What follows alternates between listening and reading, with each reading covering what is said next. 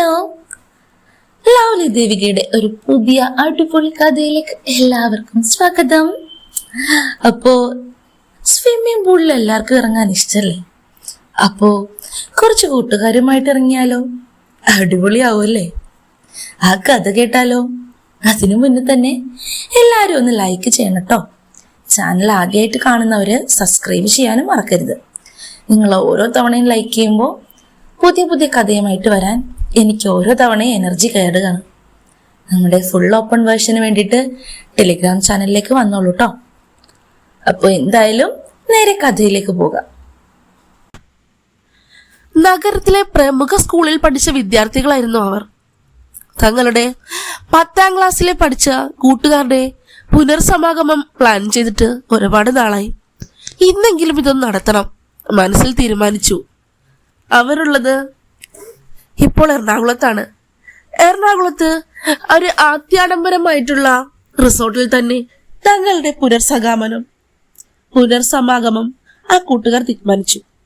തങ്ങളുടെ വാട്സപ്പ് ഗ്രൂപ്പിൽ കുറച്ചു നാളായിട്ട് ഇപ്പോൾ ഈ സംസാരമാണ് എല്ലാവർക്കും പറയാനുള്ളത്. അങ്ങനെ അവരെല്ലാവരും ഒരു ദിവസം ഫിക്സ് ചെയ്തു. ഗവൺമെന്റ് ഉദ്യോഗസ്ഥർ, ഡോക്ടർ എന്ന് വേണ്ട പല രീതിയിൽ സമൂഹത്തിൽ പേരെടുത്തവരായിരുന്നു ആ ക്ലാസ്മേറ്റ്സ് എല്ലാം. അതുകൊണ്ട് തന്നെ അവർക്കൊന്നും ചിലവിന്റെ കാര്യത്തിൽ യാതൊരു വിഷയവുമില്ല. എന്നാൽ അവർക്ക് കുറവ് സമയമാണ്. സമയമില്ലായ്മ കൊണ്ട് അവർ വളരെ കഷ്ടപ്പെട്ട് തന്നെയാണ് ഒരു അവധി ദിവസം തിരഞ്ഞെടുത്തതും. അതുകൊണ്ടാവണം ആ കൂട്ടുകാർ എന്ന് സമാഗമനം പറഞ്ഞ ദിവസം എത്തിച്ചേർന്നത് ആകെ 5 പേരാണ്. ആ 5 പേര് ആരൊക്കെയാണെന്നോ? അതിലൊരാളാണ് ചിത്രയും പിന്നീടുള്ളത് 4 ആൺകുട്ടികളായിരുന്നു. അവർ ചെറുപ്പത്തിലെ ഒന്നിച്ച് കളിച്ച് നല്ല കൂട്ടുകാരായി വളർന്നവർ. 10ാം ക്ലാസ് എത്തിയത് കഴിഞ്ഞ് അവർ പിരിഞ്ഞ് പല സ്ഥലങ്ങളിലായി. 1ാം ക്ലാസ് മുതൽ ഒന്നിച്ച് പഠിച്ചത് കൊണ്ടാവും അവരുടെ ബോണ്ട് ഇത്ര അടിപൊളിയായിരുന്നു. പെൺകുട്ടികൾ ആരും വരുന്നില്ല എന്ന് ചിത്ര അറിഞ്ഞിട്ടുണ്ടായിരുന്നില്ല. അങ്ങനെയാണ് അവൾക്ക് ഈ അബദ്ധം പറ്റിപ്പോയത്. പിന്നെ വന്നിരിക്കുന്നതിൽ ഒരാൾ എബി ആയിരുന്നു. അക്കൂട്ടത്തിൽ ഏറ്റവും കാണാൻ സ്മാർട്ട് എബിയാണ്. എബി ഒരു ഡോക്ടറാണേ. നല്ല ചുള്ളൻ. ചെറുപ്പത്തിലും ചുള്ളൻ, ഇപ്പോഴും ചുള്ളൻ. ഒന്നും പറയാനില്ല അവനെ പറ്റി. എന്താ പറയാ, സിദ്ധാർത്ഥ് മൽഹോത്ര മാറി നിൽക്കും. ഇവർ കൂട്ടുകാരെപ്പോഴും അവനെ പറഞ്ഞ് കളിയാക്കുമായിരുന്നു. പിന്നെ ആ കൂട്ടത്തിലുള്ള ഒരാളാണ് സെൽവൻ ഇപ്പോൾ IT-യിലാണ്. ആളുടെ തമിഴ്നാട്ടിലാണ് ഫാമിലി ഒക്കെ. കേരളത്തിൽ വന്ന് ഇവിടെ സെറ്റിലായ അപ്പച്ചിയുടെ വീട്ടിൽ നിന്നാണ് സെൽവൻ പഠിച്ചത്. ഇപ്പോൾ നല്ലൊരു മലയാളി ചെക്കൻ തന്നെയാണ് സെൽവൻ. എങ്കിലും ചില സമയങ്ങളിൽ അവന് തമിഴ് കയറി വരും. സെൽവനോടും എല്ലാവർക്കും വളരെ സ്നേഹമാണ്. നല്ല പെരുമാറ്റവും നല്ല അച്ചടക്കവുമുള്ള സ്വഭാവം. എബിയും സെൽവനും ചിത്രയോട് സംസാരിച്ചുകൊണ്ടിരിക്കുകയാണ്. ഇനി ആരൊക്കെയായിരിക്കും വരുന്നത്? തങ്ങൾ ഈ സമയം ഇവിടെ ബുക്ക് ചെയ്ത് അബദ്ധമായി പോയോ? ഇത്രയും പേരുണ്ടാവുമെന്നൊക്കെ വിചാരിച്ചാണ് ഈ വലിയ റിസോർട്ട് തന്നെ എടുത്തത്. സ്വിമ്മിംഗ് പൂളും ഡ്രിങ്ക്സും എന്ന് വേണ്ട എല്ലാം ഇവിടെ ഉണ്ട്. ആരും വരാത്തതിൽ ചിത്രയ്ക്ക് ഭയങ്കര സങ്കടമായിരുന്നു. അവൾക്ക് കമ്പനി അടിക്കാൻ ആളില്ല എന്നുള്ളത് തന്നെ കാര്യം. അവളിത് പറഞ്ഞപ്പോൾ സെൽവനും എബിയും അത് തടഞ്ഞു. അതെന്താ, നിനക്ക് കമ്പനി അടിക്കാൻ ഞങ്ങളൊന്നും പോരെ? പെൺകുട്ടികൾ തന്നെ വേണമെന്ന് നിർബന്ധമാണോ? അതല്ലടാ, അവരെയൊക്കെ കാണാനല്ലേ ഓടിക്കഥ ചെയ്യാൻ വന്നത്. അവളൊരു ടിപ്പിക്കൽ വീട്ടമ്മയായിരിക്കും എന്നാണ് അവരെല്ലാം വിചാരിച്ചിരുന്നത്. പക്ഷേ നല്ല അടിപൊളിയായി ബോഡി മെയിൻറ്റെയിൻ ചെയ്ത് നല്ല സൂപ്പറായിട്ട് തന്നെയായിരുന്നു ചിത്ര വന്നിരുന്നത്. അവൾ ധരിച്ചിരുന്നത് ഒരു ജീൻസും ടോപ്പുമായിരുന്നു. ആഹാ, നിനക്ക് 2 കുട്ടികളല്ലേ ഉള്ളത്? നല്ല കിടിലൊരു ആന്റി ആയിട്ടുണ്ടാവുന്ന ഞാൻ വിചാരിച്ചേ. നീ ഇപ്പോഴും ആ സ്കൂളിൽ പഠിച്ച ചെറിയ പെണ്ണിനെ പോലെ തന്നെ ഇരിക്കുന്നല്ലോ. എബി അത് പറഞ്ഞു കേട്ടപ്പോൾ അവൾക്ക് അപ്രിസിയേഷൻ ഇഷ്ടപ്പെട്ടു. ആ സുന്ദരം പറഞ്ഞാൽ അല്ലെങ്കിൽ തന്നെ ആരാണ് വീഴാതിരിക്കുക? ചെറുപ്പത്തിൽ തന്നെ ചിത്രയ്ക്കൊരു നോട്ടമുണ്ടായിരുന്നു അവനോട്. പക്ഷേ അവളത് പുറത്തു കാണിച്ചില്ല. ഇപ്പോൾ കല്യാണമൊക്കെ കഴിഞ്ഞ് എബി ഒരു കാനഡക്കാരിയാ കെട്ടിയിരിക്കുന്നത്. അങ്ങോട്ടേക്ക് പോകാനുള്ള പരിപാടിയിലാണ് അവനും. സെൽവൻ ചെന്നൈയിലായിരുന്നു. ചെന്നൈയിൽ നിന്നാണ് ഇപ്പോൾ അവൻ ട്രാവൽ ചെയ്ത് വന്നിരിക്കുന്നത്. അതുകൊണ്ട് തന്നെ ആൾ നല്ല ടയേർഡാണ്. അവരൊന്ന് കുളിച്ചു വരാമെന്ന് പറഞ്ഞ് അടുത്തുള്ള റൂമിൽ കയറി സെൽവന് ഫ്രഷായി. ഈ സമയം കൊണ്ട് മറ്റു 2 പേർ അങ്ങോട്ടേക്ക് വന്നിരുന്നു. ഒരാൾ ആനന്ദ് IT ഫീൽഡ് തന്നെയാണ്. IT ഫീൽഡ് എന്ന് പറഞ്ഞാൽ ഏതാണ്ട് കുറച്ച് മുന്തിയ ഇനം കമ്പനിയിൽ തന്നെയാണ് അവൻ വർക്ക് ചെയ്തത്. അതിന്റെ തലക്കനമൊന്നുമില്ല കേട്ടോ. നല്ല എളിമയുള്ള പയ്യൻ. ആനന്ദ് വന്ന് അവരുടെ കൂടെ കൂടി. സെൽവൻ കുളി കഴിഞ്ഞ് വന്നപ്പോൾ അവന്റെ ട്രോളലായിരുന്നു പിന്നെ ഈ കൂട്ടുകാരുടെ പരിപാടി. അത് കഴിഞ്ഞപ്പോഴേക്കും അവരുടെ ഒപ്പം ജോയിൻ ചെയ്യാനായി അങ്ങോട്ടേക്ക് ഷാബിനും വന്നു. ഷാബിൻ പഠിപ്പിക്കുന്ന ഒരു മാഷാണ്. ഷാബിൻ മാഷ് എന്ന് പറഞ്ഞാൽ കുട്ടികൾക്കൊക്കെ വല്ലാത്ത ഇഷ്ടമാണ് എന്നും പറഞ്ഞ് അഭിമാനത്തോടെയാണ് ചിത്ര മറ്റുള്ളവർക്ക് ഷാബിനെ പരിചയപ്പെടുത്തി കൊടുത്തത്. അവർ തമ്മിൽ കുറച്ചു കാലമായി കോണ്ടാക്ട് ഉണ്ട്. എന്നാൽ ബാക്കി 3 പേരെയും ചിത്ര കാണുന്നത് ഒരുപാട് നാളുകൾക്ക് ശേഷമാണ്. ഷാബിൻ പറഞ്ഞു, അങ്ങനെയൊന്നുമില്ല. കുട്ടികളുടെ ഇഷ്ടം നമ്മുടെ ഇഷ്ടമായിട്ട് വിചാരിച്ചു കഴിഞ്ഞാൽ പഠിപ്പിക്കുന്ന എളുപ്പമാകും. ഷാബിൻ ചെറുപ്പം തുടങ്ങിയ ഒരു പഠിപ്പിസ്റ്റായിരുന്നു കേട്ടോ. അത് മറ്റൊരു കാര്യം. ഷാബിൻ അതുകൊണ്ട് തന്നെ ഒരു ടിപ്പിക്കൽ മാഷ് സ്റ്റൈൽ തന്നെയാണ് കേട്ടോ വന്നിരിക്കുന്നത്. ഒരു മുണ്ടും ഫുൾ കൈ ഷർട്ടുമാണ് വേഷം. ഫുൾ കൈ ഷർട്ട് മടക്കി മുട്ടിന് താഴെ വരെ വെച്ചിട്ടുണ്ട്. ഒരു കണ്ണടയുണ്ട് മുഖത്ത്. കണ്ണട മാത്രമല്ല, നല്ല ഇടതൂർന്ന തലമുടിയും കട്ടി മീശയും റാമീശ. നല്ല സുന്ദരനാണ്, ഉറച്ച ബോഡി. കൂട്ടത്തിൽ ഇതുവരെ കല്യാണം കഴിക്കാത്ത ആള് ഷാബിൻ മാത്രമാണ്. ഷാബിൻ എന്തുകൊണ്ടാണ് കല്യാണം കഴിക്കാത്തത് അത് ചോദിച്ചപ്പോൾ മനസ്സിലിണങ്ങിയ ആൾ ഇതുവരെ കിട്ടിയില്ല എന്നും താൻ കല്യാണം കഴിക്കരുതെന്ന് പെൺകുട്ടി തന്നെ തേച്ചതുമൊക്കെ അവൻ വിശദമായി തന്നെ പറഞ്ഞു. കൂട്ടുകാർക്കൊക്കെ നല്ല തമാശയിലുള്ള അവന്റെ സംസാരം ഇഷ്ടപ്പെട്ടു. നല്ല രസികനാണ് ഷാബിൻ. വെറുതെ അല്ല കുട്ടികളൊക്കെ ഷാബിൻ മാഷിന്റെ പിന്നാലെ നിന്ന് മാറാത്തത്, ചിത്ര പറഞ്ഞു. അത് കേട്ടപ്പോൾ എല്ലാവരും വീണ്ടും ചിരിച്ചു. സെൽവൻ നല്ല കറുത്തിട്ടാണ്. അവന് അത്യാവശ്യം തടിയുമുണ്ട്. നല്ല പുളപുളന്നിരിക്കുന്ന ശരീരം. ഭക്ഷണപ്രിയനാണ് ആള്. അതുകൊണ്ട് തന്നെ അത് അവന്റെ മുഖത്തുണ്ട്. നമുക്കെന്തെങ്കിലും കഴിച്ചാലോ? സെൽവൻ ചോദിച്ചു. അവന് തുടങ്ങി. വന്നപ്പോ തന്നെ ഭക്ഷണം കഴിക്കൽ. അല്ല, കേക്ക് കട്ട് ചെയ്യണ്ടേ? ശരിയാണല്ലോ. നമ്മുടെ കേക്ക് എവിടെയാണുള്ളത്? ഇതാ ഞാൻ ഓർഡർ ചെയ്തിട്ടുണ്ട്. അതും പറഞ്ഞ് എബിൻ അങ്ങോട്ടേക്ക് വന്നു. എബിനാണ് ഇക്കാര്യങ്ങളൊക്കെ കൂടുതലും ആസൂത്രണം ചെയ്തത്. ഡോക്ടർ എബിനും നല്ല മൊഞ്ചം തന്നെ. നല്ല വെളുത്ത നിറം. ആൾക്കുമുണ്ട് ഒരു കണ്ണട. തലയിൽ അത്യാവശ്യം മുടി കുറവാണ്.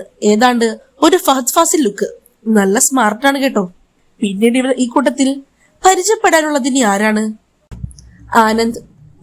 ആനന്ദും തന്റെ പ്രൊഫഷനെ പറ്റി തന്നെ വാതോരാതെ സംസാരിച്ചു. ഇത്ര റിച്ചായിട്ടും എത്ര എളിമയോടെയാണ് ആനന്ദ് സംസാരിക്കുന്നത് അവരോർത്തു. ഇവരെല്ലാവരും തങ്ങളുടെ കഥ പറഞ്ഞപ്പോഴേക്കും പ്രതീക്ഷയോടെ ചിത്രയുടെ മുഖത്തേക്ക് നോക്കി. അല്ല ചിത്ര, എന്താ ഫാമിലിയെ പറ്റിയൊന്നും പറയാത്തത്? എന്തു പറയാൻ, ഇങ്ങനെ പോകുന്നു. ആജ്ഞർക്ക് എപ്പോഴും ജോലി. വല്ലാത്തൊരു ജോലി പ്രാന്തനാ. നിന്റെ ഹസ്ബൻഡ് അങ്ങനെയാണോ? അതെ, ആൾക്ക് ബിസിനസ്സാണ്. അതുകൊണ്ട് തന്നെ എപ്പോഴും ബിസിനസിന്റെ പിന്നാലെ നടക്കാനാണ് നേരം. എനിക്കും കുഞ്ഞുങ്ങളുടെ ഒപ്പം ചിലവഴിക്കാൻ പുള്ളിക്ക് സമയം വളരെ കുറവാണ്. ഇത് പറയുമ്പോൾ അവളുടെ മുഖത്ത് ഒരു നിരാശയുണ്ടായിരുന്നു. ഒരു കണക്കിന് പറഞ്ഞാൽ ഇതൊക്കെ കൂട്ടുകാരോട് ഷെയർ ചെയ്യാമല്ലോ എന്ന് വിചാരിച്ചാണ് ഞാൻ വന്നത് തന്നെ. ആൾക്ക് എന്നെ പുറത്തേക്ക് വിടാനൊന്നും വലിയ താല്പര്യമില്ലായിരുന്നു. പക്ഷെ ഞാൻ നിർബന്ധിച്ചാണ് ഇതിന് വന്നത്. അത് കൊള്ളാലോ. നിന്റെ കെട്ടിയോനെന്ന ഞങ്ങൾ പഞ്ഞിക്കിട്ടാലോ? അവർ പറയുന്ന കേട്ടപ്പോൾ അവൾ കുലുങ്ങി കുലുങ്ങി ചിരിച്ചു. ചിലപ്പോൾ വേണ്ടി വരും. ആൾ കൂടുതൽ മുടയെടുത്താൽ ഞാൻ എന്തായാലും നിങ്ങളോട് പറയുന്നുണ്ട്. വന്ന് നല്ല ഇടി കൊടുത്തേക്കണം കേട്ടോ. അവർ നല്ല ഹാപ്പിയായി തന്നെ ആ സമയം സ്പെൻഡ് ചെയ്തു. ആ സമയത്തേക്ക് അങ്ങോട്ടേക്ക് കേക്ക് കൊണ്ടുവന്നു വെയിറ്റർ. സർ, മാം, കേക്ക് കട്ടിങ്ങിനുള്ള സ്റ്റേജ് റെഡി ആയിട്ടുണ്ട്. ഈ സ്റ്റേജ് ഒന്ന് ബുക്ക് ചെയ്യണ്ടായിരുന്നു. വെറുതെ ഒരുപാട് പൈസ കളഞ്ഞു. അവർ ഭയങ്കര നിരാശയോടെ ഓർത്തു. കമോൺ മാൻ. അത് പറഞ്ഞ് അങ്ങോട്ടേക്ക് വന്നത് ആനന്ദായിരുന്നു. നിങ്ങൾ ആരും ബുദ്ധിമുട്ടൊന്നും വിചാരിക്കണ്ട. വന്നത് നമ്മൾ 5 പേരാണെങ്കിലും നമുക്ക് ഭയങ്കര ലിമിറ്റഡ് ആയിട്ടുള്ള കണ്ടീഷനിൽ എൻജോയ് ചെയ്യാൻ പറ്റുമോ? നമുക്ക് കുറച്ച് ആഡംബരമൊക്കെ ആവാമെന്നേ. ഇന്ന് വരാതെ പോയവർക്ക് എന്തായാലും തോന്നണം ഈ ചടങ്ങ് മിസ്സായല്ലോ എന്ന്. അത് ശരിയാ. അവരെല്ലാവരും ആ കൂട്ടത്തിൽ അനന്ത് പറഞ്ഞ അഭിപ്രായത്തോട് യോജിച്ചു. അങ്ങനെ കേക്ക് കട്ടിംഗ് പരിപാടികൾ കഴിഞ്ഞു. ഇപ്പോൾ എല്ലായിടത്തും നടക്കുന്ന പോലെ തന്നെ അവരും ആ കേക്ക് മുറി ആഘോഷിച്ചു. അങ്ങോട്ടും ഇങ്ങോട്ടും മുഖത്തേക്ക് തേക്കാനായി എല്ലാവരും ഇപ്പോൾ ഓടുകയാണ്, കൊച്ചുകുട്ടികളെ പോലെ. ഏതാണ്ട് ഡോക്ടറാണെന്നോ ഭയങ്കര വലിയ IT പ്രൊഫഷണൽ ആണെന്നോ ഒന്നും ഇപ്പോൾ അവരുടെ മനസ്സിലില്ല. തങ്ങളുടെ ആ 10ാം ക്ലാസ്സിലെ ബാല്യം തിരിച്ചു വന്നതായി അവർക്ക് മനസ്സിലായി. പ്രായത്തിലും ഇപ്പോഴുള്ള ഈ ആറ്റിറ്റ്യൂഡിലും ചുറുചുറുക്ക് വന്നതുപോലെ. തങ്ങൾക്ക് ഈ ചെറിയൊരു ചടങ്ങ് കൊണ്ടുവന്നത് എത്ര വലിയ മാറ്റമാണ്. ഇടയ്ക്കിടയ്ക്ക് നമുക്ക് ഇതുപോലെ കൂടണം കേട്ടോ. പിന്നെന്താ, എനിക്ക് സന്തോഷമേ ഉള്ളൂ. ഇനിയിപ്പോ മാസത്തിലൊരിക്കൽ വെച്ച് നിങ്ങൾ പറഞ്ഞാലും ഞാൻ വരും. അതിപ്പോ ഇവിടെ നിന്നല്ല, എവിടെയാണെങ്കിലും. ഇത് പറഞ്ഞ് ചിത്ര ചിരിച്ചു. ചിത്രയുടെ ആ ചിരി എബിയുടെ കണ്ണ് വല്ലാതെ അതിൽ ഉടക്കിപ്പോയി. നീ നല്ല സുന്ദരിയായിട്ടുണ്ട്. എല്ലാവരുടെയും മുന്നിൽ നിന്ന് എബി എന്ന് പറഞ്ഞപ്പോൾ ചിത്രയ്ക്കൊരു പരിങ്ങൽ. ഒന്ന് പോടാ, ഞാൻ പണ്ടേ സുന്ദരി തന്നെയാ. ഹാ, അങ്ങനെയല്ലടി, ഞാൻ പറഞ്ഞില്ലേ ഇനി ഒരു ആൻറ്റി ലുക്കിലായിരിക്കുമെന്നാണ് ഞാൻ വിചാരിച്ചത്. അത് കേട്ടപ്പോൾ ആ കൂട്ടത്തിൽ നമ്മുടെ ഷബിനും ശരിവെച്ചു. ശരിയാ, ചിത്ര ഒരു ആൻറ്റി ആയിന്ന് ഞാൻ വിചാരിച്ചിട്ടുണ്ടായിരുന്നു. പക്ഷേ ഇപ്പോൾ ഇത്ര അടിപൊളിയായി ഈ ബോഡിയൊക്കെ കീപ്പ് ചെയ്യുമെന്ന് ഞാൻ വിചാരിച്ചില്ല കേട്ടോ. നമ്മുടെ കൂടെയുള്ള മറ്റു പെൺകുട്ടികളെ കണ്ടില്ലേ, എല്ലാവരും പ്രസവമൊക്കെ കഴിഞ്ഞപ്പോൾ നല്ല ഉണ്ടകളായി. ഇത് പറഞ്ഞപ്പോൾ ചിത്രയ്ക്ക് കുറച്ച് അഭിമാനം തോന്നി. അതങ്ങനെയാ, ഫിസിക്കൽ കാര്യങ്ങളൊക്കെ ശ്രദ്ധിക്കുന്നവർക്ക് ഈ ബോഡി ഫിറ്റ്നസ് ഒക്കെ അത്ര വലിയ കടമ്പയൊന്നുമല്ല. അത് കേട്ടപ്പോൾ അതിലൊരു കമന്റ് അടിച്ചിരുന്ന ആള് സെൽവനായിരുന്നു. എന്നിട്ട് എന്ത് കാര്യം, ഇതൊക്കെ കിട്ടേണ്ടവ മൈൻഡൊന്നുമില്ലെങ്കിൽ നിനക്ക് പ്രത്യേകിച്ച് ഇങ്ങനെ ഒരുങ്ങി നടക്കാന്നല്ലേ ഉള്ളൂ. ഒരു നിമിഷം എല്ലാവരും നിശബ്ദരായി. സെൽവൻ അങ്ങനെ പറയുമെന്ന് ആരും വിചാരിച്ചില്ല.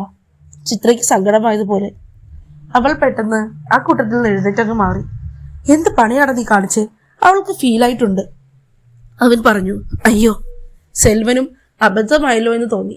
അവൻ വേണമെന്ന് വെച്ച് പറഞ്ഞതല്ല, ചുമ്മാ കൗണ്ടർ അടിച്ച് അവളെ തോൽപ്പിക്കാൻ ഉദ്ദേശിച്ചുള്ളൂ. സെൽവൻ അവളുടെ അടുത്ത് ചെന്നിരുന്ന് ആശ്വസിപ്പിച്ചു. ചിത്ര, ഞാൻ അങ്ങനെ ഉദ്ദേശിച്ച് പറഞ്ഞതല്ല. തന്റെ ലൈഫ് കുറച്ചെങ്കിലും ഹാപ്പി ആയിരിക്കുമെന്ന് വിചാരിച്ച് ഞാൻ ഒരു തമാശയ്ക്ക് ഉദ്ദേശിച്ചതാണ്. അവൾ പറഞ്ഞു. എടാ, നീ വിചാരിക്കുന്ന പോലെയല്ല, ഇത് ചെറിയ തമാശക്കാരിയുമല്ല. ഒരുപാട് വീട്ടമ്മമാർ ഭയങ്കരമായി ബുദ്ധിമുട്ടുന്നുണ്ട് ഇതുപോലെ ഹസ്ബൻഡിന്റെയും മറ്റും അവഗണന കൊണ്ട്. അക്കൂട്ടത്തിലൊരാളും ഞാനും. എനിക്കൊരു റിക്വസ്റ്റേ ഉള്ളൂ, നിങ്ങളെല്ലാവരും കല്യാണം കഴിച്ചാൽ നിങ്ങളുടെ വൈഫിനോടൊന്നും ഇങ്ങനെ പെരുമാറരുത് കേട്ടോ. ഭയങ്കര സങ്കടമായി പോവും. അവളുടെ മുഖം പെട്ടെന്ന് സങ്കടം വരുന്നത് കണ്ടപ്പോൾ എബി അവളുടെ ഷോൾഡറിൽ തട്ടി ആശ്വസിപ്പിച്ചു. എബിയുടെ ആ ചേർത്ത് പിടിക്കൽ അവൾക്കപ്പോൾ വേണമായിരുന്നു. അവൾ മെല്ലെ അവന്റെ തോളിലേക്ക് ചാഞ്ഞു. കൂട്ടുകാർ കളിയാക്കി. ആഹാ, കെട്ടിയ അവസരം നീ മുതലെടുക്കോടി. നിന്റെ കെട്ടിയവനെ പറ്റിച്ച് ഒരു കാര്യം ചെയ്, നീ ഈ ഷാബിന്റെ കൂടെ പോയിക്കോ. ഷാബിൻ മാഷ് കെട്ടിയിട്ടില്ലല്ലോ, ഇവർ നിന്നെ നന്നായിട്ട് നോക്കിക്കോളും. അത് കേട്ടപ്പോൾ ഷാബിൻ ചിരിച്ചു. ചിത്രയ്ക്ക് വിരോധമില്ലെങ്കിൽ ഞാൻ കൊണ്ടുപോകാം കേട്ടോ. എന്റെ മനസ്സിൽ ഞാൻ കണ്ടുവച്ചിരുന്ന എല്ലാ ക്വാളിറ്റിയുമുള്ള പെണ്ണ് തന്നെയാണ് ചിത്ര. ചിത്രയുടെ മനസ്സ് വല്ലാതെ നിറയുകയാണ്. എന്തൊക്കെയാണ് ഇവർ പറയുന്നത്? എനിക്ക് ഇത്രയും സപ്പോർട്ട് തരാനൊക്കെ ഈ ഭൂമിയിൽ ആൾക്കാരുണ്ടായിരുന്നോ? ഈ കൂട്ടുകാരെയൊന്നും ഇത്രയും കാലം ഞാൻ കണ്ടില്ലല്ലോ ഈശ്വര. അവൾക്ക് നേരത്തെ വേണ്ട വിധത്തിൽ ഇവരെയൊക്കെ പരിഗണിക്കേണ്ടതായിരുന്നു എന്നോർത്ത് സങ്കടം വന്നു. നിങ്ങളൊക്കെ പറയുന്ന ഈ ഓരോ വാക്കുകളും എനിക്ക് ഭയങ്കര ആശ്വാസമാണ്. ലൈഫ് ഭയങ്കര ശോകമായിരുന്നു, ഇപ്പോൾ എന്തൊക്കെയോ അതിൽ കളർ വന്നതുപോലെ. അവൾ മെല്ലെ എബിന്റെ തോളത്ത് ചാഞ്ഞിരുന്നു. അപ്പോഴേക്കും ഈ കേക്ക് മുറിക്കലും ചടങ്ങുമൊക്കെ വീണ്ടും ആഘോഷിക്കാനുള്ള തിരക്കിലാണ് അവർ. കേക്കൊക്കെ ഇപ്പൊ എല്ലാവരുടെയും ദേഹത്തായി. ഷേ, ഇതൊന്ന് തുടയ്ക്കണമല്ലോ. അങ്ങനെ തുടയ്ക്കാനായി അവരെല്ലാവരും റൂമിലേക്കും പിന്നീട് അവിടെ നിന്ന് ബാത്റൂമിലേക്കും ഒക്കെ പോയി. ചെക്കന്മാർ 4 പേരും റൂമിൽ വന്ന് ഡ്രസ്സും മാറാനൊക്കെ തുടങ്ങി. ചിത്രയ്ക്ക് അങ്ങോട്ട് കയറാൻ മടിയായിരുന്നു. നീ വാ, നീ കയറുന്നില്ലേ? ഏയ് ഇല്ലില്ല, നിങ്ങൾ കഴിഞ്ഞിട്ട് പറ, ഞാൻ കയറാം. ഓ അയ്യോ, ഒരു ഫോർമാലിറ്റിക്കാരി. ഒന്ന് പോടി പെണ്ണെ, നമ്മളെല്ലാവരും 10ാം ക്ലാസ്സിൽ ടൂർ പോകുമ്പോ ഒന്നിച്ച് കിടന്ന് ഉറങ്ങിയതൊക്കെ നീ മറന്നുപോയോ? അതും പറഞ്ഞ് ആനന്ദ് അവളെ റൂമിലേക്ക് വിളിച്ചു. ഒരു മടിയോടെയാണ് അവൾ ആ മുറിയിലേക്ക് കയറിയത്. ആ ഡ്യൂലക്സ് റൂമിൽ അവൾ ആ ബെഡിലിരുന്നു. അപ്പോഴേക്കും സെൽവൻ വീണ്ടും ബാത്റൂമിലേക്ക് കയറി പുറത്തെത്തിയിരുന്നു. അവന്റെ ആ ശരീരം കണ്ടപ്പോൾ അവൾക്ക് ചിരി വന്നു. എടാ, നിനക്കൊന്ന് ബോഡി നോക്കിക്കൂടെടാ, നീ എന്നെ കളിയാക്കാൻ വരുന്നത്. അത് പറഞ്ഞപ്പോൾ സെൽവൻ നാണത്തോടെ ചിരിച്ചു. അവൻ വസ്ത്രം ഇപ്പോൾ ധരിക്കുമെന്ന് വിചാരിച്ചെങ്കിലും ഷർട്ടിടാതെ തന്നെ അങ്ങോട്ടേക്ക് നടക്കുകയാണ് ചെയ്തത്. അത് കഴിഞ്ഞപ്പോൾ അടുത്ത ഊഴം എബിൻ്റെതായിരുന്നു. എബിനും ഒന്ന് ഫ്രഷായി ഒരു ഷോർട്സ് വിട്ടുകൊണ്ടാണ് പുറത്തിറങ്ങിയത്. അവനും ഇട്ടിട്ടില്ല ഷർട്ട്. എബിൻ അല്പം മെലിഞ്ഞിട്ടാണ് കേട്ടോ, പക്ഷേ അവന്റെ ആറ്റിറ്റ്യൂഡ് എന്തോ ഭയങ്കര അട്രാക്റ്റീവായി അവൾക്ക് തോന്നി. അവൾ അല്പം നേരം എബിനെ ഇങ്ങനെ നോക്കിക്കൊണ്ടിരുന്നു. നല്ലൊരു ഫസിൽ ലുക്ക് തന്നെ ഈ ചെക്കന്, അവൾ മനസ്സിൽ വിചാരിച്ചു. പണ്ട് തന്നെ ഇവനെ സെറ്റാക്കിയാൽ മതിയായിരുന്നു, ലൈഫ് അങ്ങ് സെറ്റായേനെ. അവൾ ചിരിയോടെ ഓർത്തു. അവളുടെ മനസ്സിലെ ചിരി കണ്ടിട്ടാവും എബിൻ അത് ശ്രദ്ധിച്ചു. എന്താണ് ഞങ്ങൾ 4 പുരുഷന്മാരെ പീഡിപ്പിക്കാൻ നിനക്കെന്തെങ്കിലും ഉദ്ദേശമുണ്ടോ? അത് ചോദിച്ചപ്പോൾ അവൾ ആടാ, ഇപ്പൊ ശരിയാക്കി തരാം ഞാൻ നിങ്ങളെല്ലാവരെയും. അത് പറഞ്ഞ് അവൾ അവിടെ ഇരുന്നൊരു തലോണി എടുത്ത് അവന്റെ ദേഹത്തേക്ക് എറിഞ്ഞു. അവൻ തിരിച്ചു. പിന്നീട് അവിടെ ഒരു കളിയായിരുന്നു, അങ്ങോട്ടും ഇങ്ങോട്ടും ഇടിപിടിച്ചുകൊണ്ടുള്ള. അപ്പോഴേക്കും ആനന്ദും ഷാബിനും കുളിച്ച് ഡ്രസ്സൊക്കെ മാറ്റി വന്നിരുന്നു.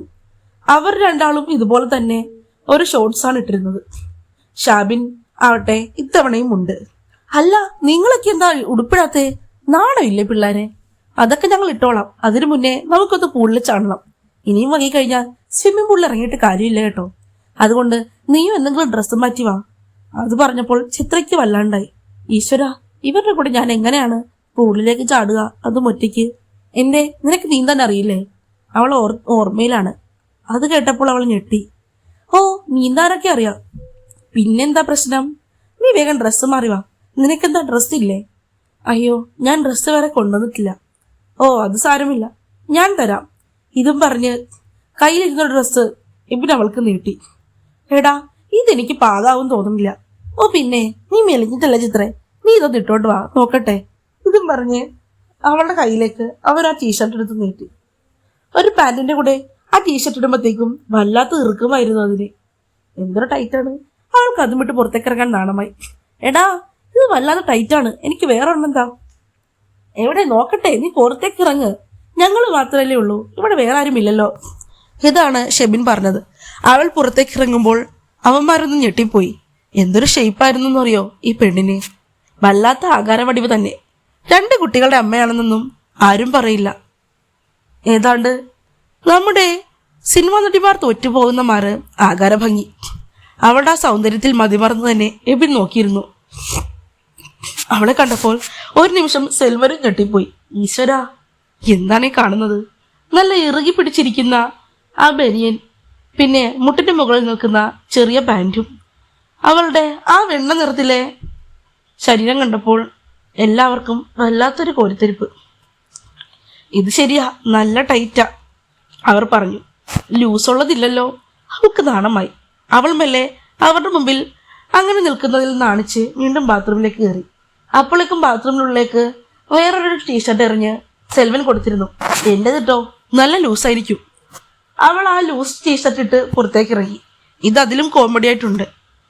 എല്ലാവരും പുറത്തിറങ്ങിയപ്പോൾ ആർത്ത് ചിരിച്ചു. ഇത്തവണ മറ്റൊരു ഡ്രസ്സ് കൊടുത്തിരുന്നത് നമ്മുടെ ആനന്ദായിരുന്നു. ഇത് ചിലപ്പോൾ കറക്റ്റ് ആവും. ഒരു വൈറ്റ് ടീഷർട്ടായിരുന്നു അത്. ദാ ഇതിട്ടോളൂ. അവൾക്ക് വൈറ്റ് ഇടാൻ അല്പം മടി തോന്നി.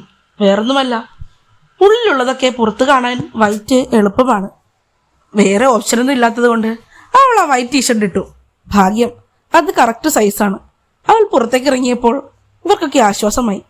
അവൾ തന്റെ ടീഷർട്ട് ഇട്ട് നിൽക്കുന്ന കണ്ടപ്പോൾ ആനന്ദിനൊരു കൗതുകം.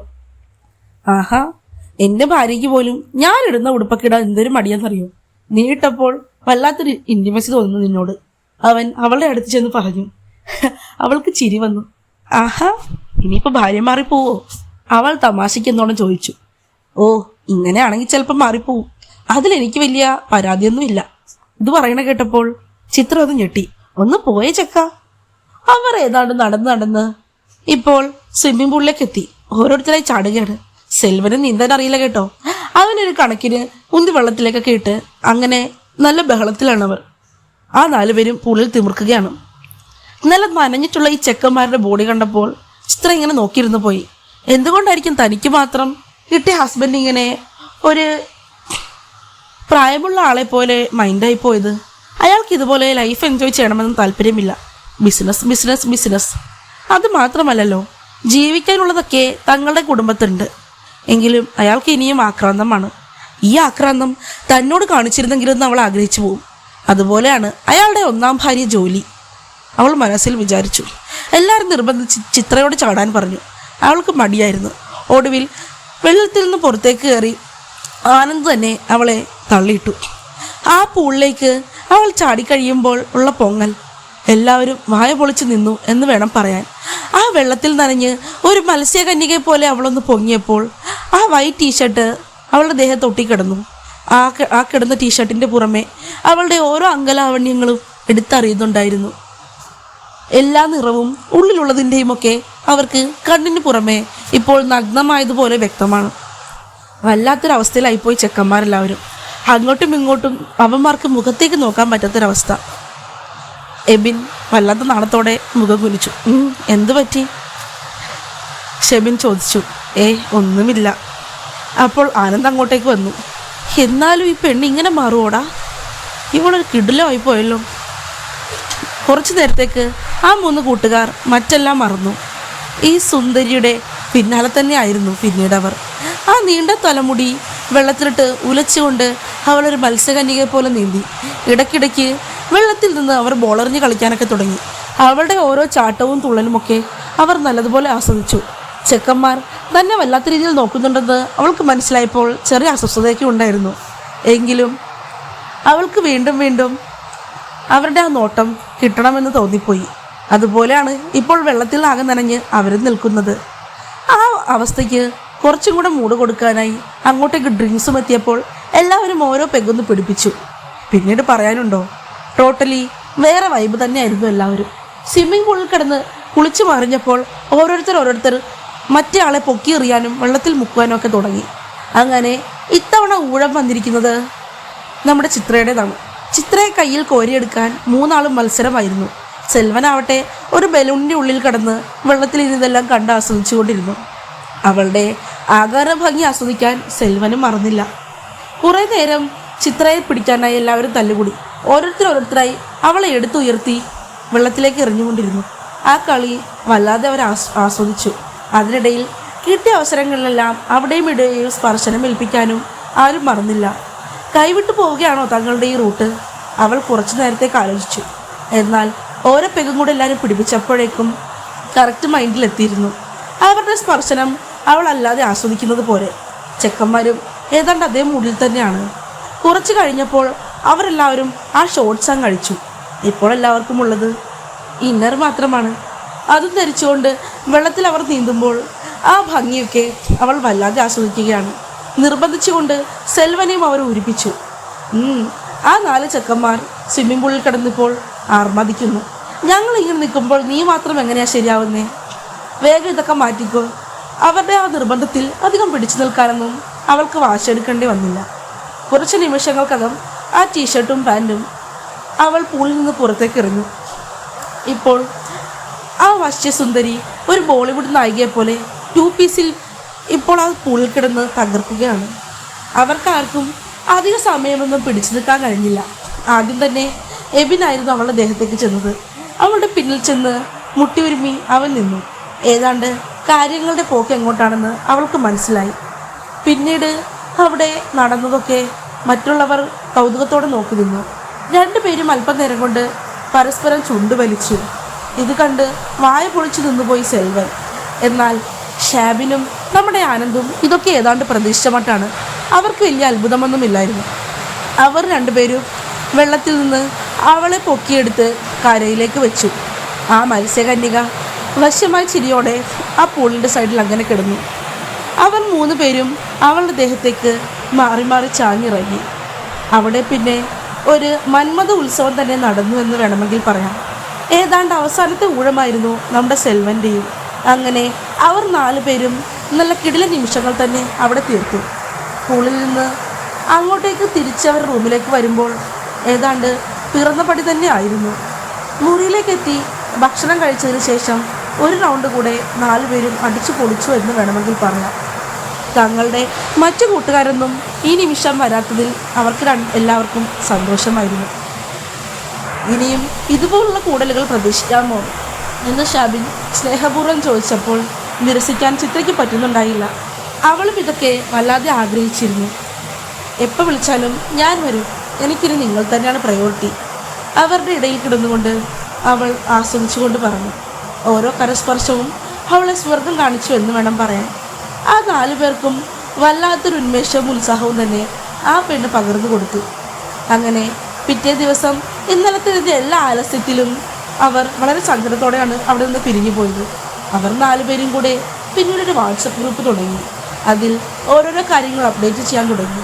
പിന്നീടുള്ള തങ്ങളുടെ അടുത്ത റിസോർട്ട് ബുക്ക് ചെയ്യലും അടുത്ത മീറ്റിനും വേണ്ടി കാത്തിരിക്കുകയാണിപ്പോൾ ഈ 4 പേർ. ഈ രസമുള്ള കഥ എല്ലാവർക്കും ഇഷ്ടപ്പെട്ടെന്ന് വിചാരിക്കുന്നു. അല്ലെങ്കിലും ഗ്രൂപ്പ് സ്റ്റോറീസിനൊക്കെ വല്ലാത്ത ഫാൻ ബേസ് തന്നെയാണല്ലേ. എനിക്കും ഗ്രൂപ്പ് ഭയങ്കര ഇഷ്ടമാണ് കേട്ടോ. ഇഷ്ടമുള്ളവർ താഴെ കമൻറ്റ് ചെയ്യണേ. ഈ സ്റ്റോറിയുടെ ഫുൾ ഓപ്പൺ ആയിട്ടുള്ള വേർഷൻ നിങ്ങൾക്ക് കേൾക്കണമെന്നുണ്ടെങ്കിൽ നമ്മുടെ ടെലിഗ്രാം ചാനലിൽ ജോയിൻ ചെയ്താൽ മതി. അവിടെ സ്റ്റോറി ഫുൾ ഉണ്ടാവുന്നതാണ്. അപ്പോൾ അടുത്ത കഥയുമായി ഞാൻ വീണ്ടും വരാം. Bye bye dears.